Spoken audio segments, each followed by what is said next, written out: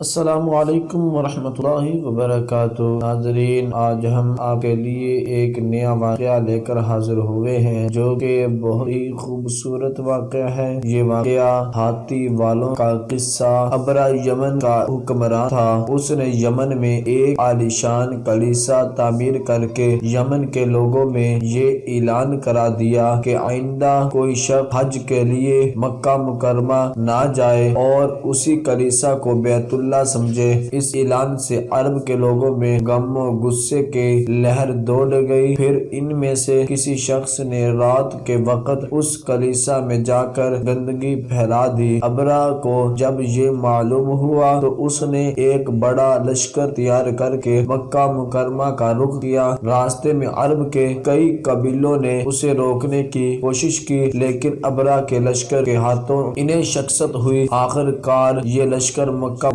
مکرمہ کے قریب ایک جگہ پہنچ گیا۔ اگلی صبح جب اس نے بیت اللہ کی طرف بڑھنا چاہا تو اس کے ہاتھی نے آگے بڑھنے سے انکار کر دیا۔ اسی وقت اس کی طرف عجیب و غریب قسم کے پرندوں کا ایک گول آیا اور لشکر پر چھا گیا۔ ہر پرندے کی چونچ میں تین کنکر تھے جو انہوں نے لشکر کے لوگوں پر برسانے شروع کر دیے۔ ان کنکروں نے لشکر کے لوگوں کے جسموں کو چیر کر رکھ دیا۔ یہ عذاب دیکھ کر سارے ہاتھی بھاگ کھڑے ہوئے۔ لشکر کے سپاہیوں میں سے کچھ وہیں ہلاک ہو گئے اور کچھ جو بھاگ نکلے وہ راستے میں مر گئے۔ ابرہ کے جسم میں ایسا زہر سرایت کر گیا کہ اس کا ایک ایک جوڑ گل سڑ کر گرنے لگا۔ اسی حالت میں اسے یمن لایا گیا۔ وہاں اس کے سارے بدن سے خون بہہ کر ختم ہو گیا۔ اس وقت اس کی موت سب سے زیادہ عبرت ناک ہوئی۔ اس کے دو ہاتھی بعد مکہ مکرمہ میں رہ گئے تھے جو اپاہج